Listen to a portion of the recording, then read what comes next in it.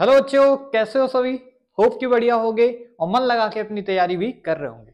चलिए आज के इस वीडियो में बच्चों हम सभी पढ़ने वाले हैं integrated form of rate law. अगर आप नीट की तैयारी कर रहे हैं, जेई की तैयारी कर रहे हैं या फिर सीबीएसई क्लास 12 के एग्जाम की तैयारी कर रहे हैं बच्चों, ये बहुत ही इंपॉर्टेंट टॉपिक हो जाता है हमारा केमिकल काइनेटिक्स चैप्टर के अंदर से। ठीक है, तो आज के इस वीडियो में जल्दी से इसको समझते हैं और इन डिटेल बात करेंगे, कोई भी फालतू की बातें नहीं करेंगे।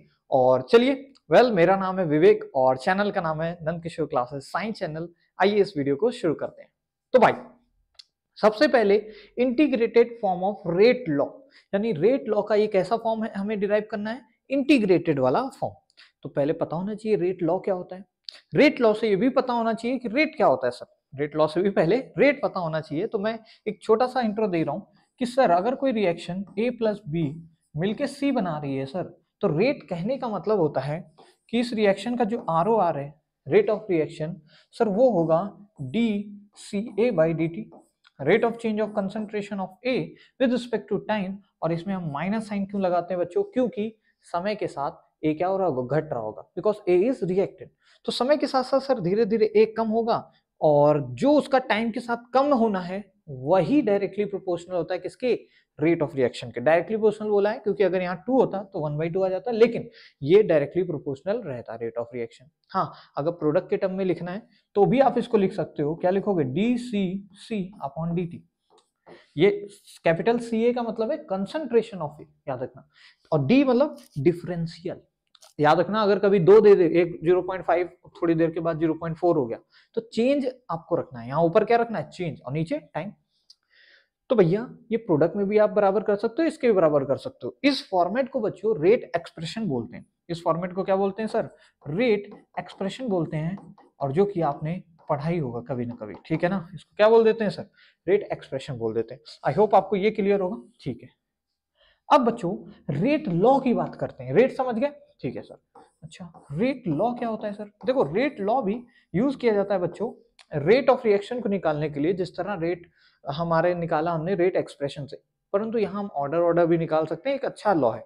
क्या बोलता है ये लॉ कि सर जो रेट ऑफ रिएक्शन होगा ना, वही जो आर ओ आर है, उसको छोटा लिखो चाहे कैपिटल, वो आपका होगा के इंटू में कंसंट्रेशन ऑफ रिएक्टेंट्स की पावर समथिंग समथिंग। रिएक्टेंट्स की पावर क्या होगी, समथिंग समथिंग होगी। और ये समथिंग समथिंग अगर ये एलिमेंट्री रिएक्शन है तो उसके स्टोइकियोमेट्रिक कोफिशिएंट हो जाते हैं। अगर एलिमेंट्री रिएक्शन यानी सिंगल स्टेप वाली रिएक्शन होती तो मैं इसका जो कोफिशिएंट 1 है, ए की पावर 1 रख देता और ऑर्डर 2 बोल देता। परंतु ये ऐसे क्या लिखा जाता है, रेट लॉ लिखा जाता है, ठीक है ना, सिंपल लिख सकते हैं। अच्छा, जीरो ऑर्डर बोल रखा है। जीरो ऑर्डर बोलने का मतलब है सर, उसके लिए रेट ऑफ रिएक्शन जो होगा सर, उसमें पहली बात तो एक ही हमारे पास हो सकता है। तो मैं अपना रिएक्टेंट एक मान रहा हूं, हालांकि 2 भी केसेस बन सकते हैं, पर वो थोड़ा सा हमारे सिलेबस का पार्ट नहीं अभी के लिए। तो बी भी होता तो हम एक प्लस लेते, एक माइनस लेते, और दोनों को कॉम्बिनेशन चेक करते, इक्वेशंस बनती वहां पे। अभी के लिए हम मान ले रहे हैं एक ही रिएक्टेंट है। कैसा रिएक्टेंट है, हमारे पास रिएक्शन कुछ ऐसे है, ए से सी बन रहा है, ठीक है, और ये जीरो ऑर्डर रिएक्शन है, यानी कि rate of reaction does not depend upon initial concentration of A, या फिर जो भी कंसंट्रेशन है उस पर नहीं डिपेंड कर रहा रिएक्टेंट के कंसंट्रेशन पे। समझ गए क्या बात को।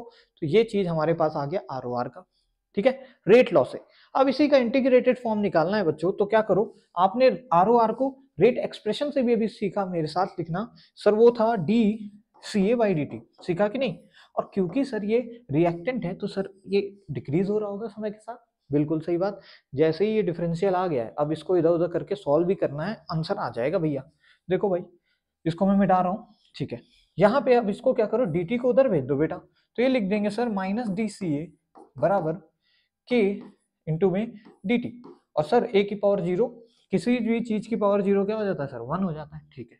अब इसको क्या करो, माइनस साइन को उधर भेज दो और बोथ साइड इंटीग्रेट कर लो। भाई मैं थोड़ा सा कलर बदल के लिखता हूँ, दोनों तरफ क्या करो, इंटीग्रेट। अरे यार सर क्या कलर लेते हैं, दिखता ही नहीं।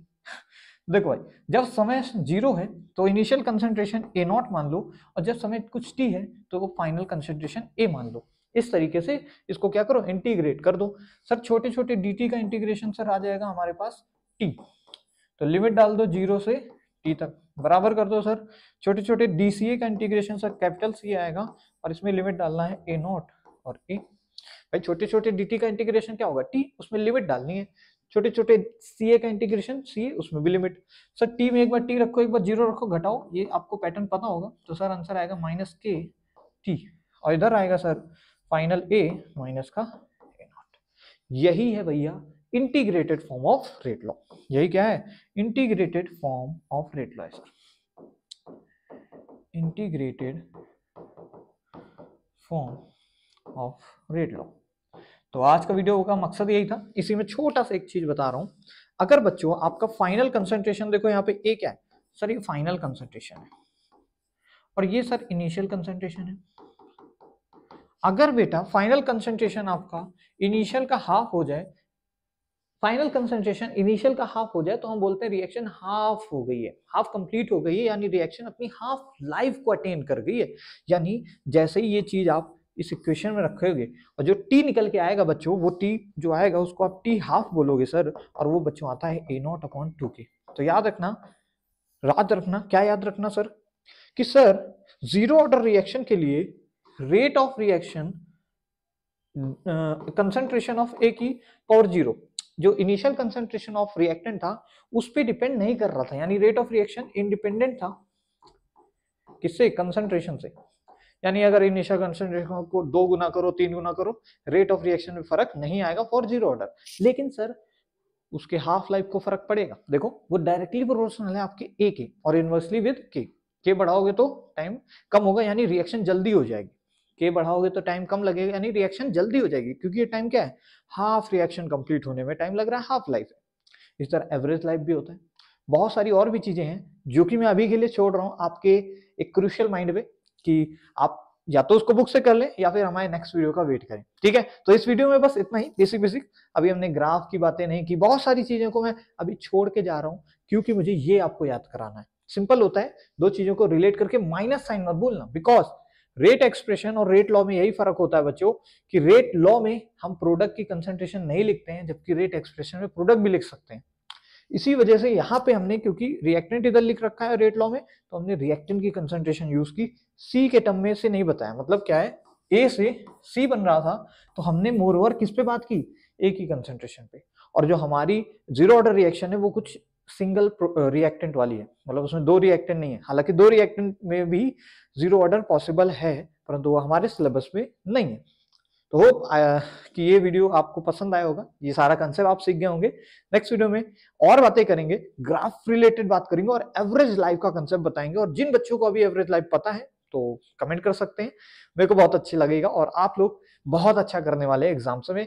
मेरी बेस्ट विशेष है आप सभी के साथ। Thank you so much for watching, मिलते हैं नेक्स्ट वीडियो में, तब तक जय हिंद दोस्तों।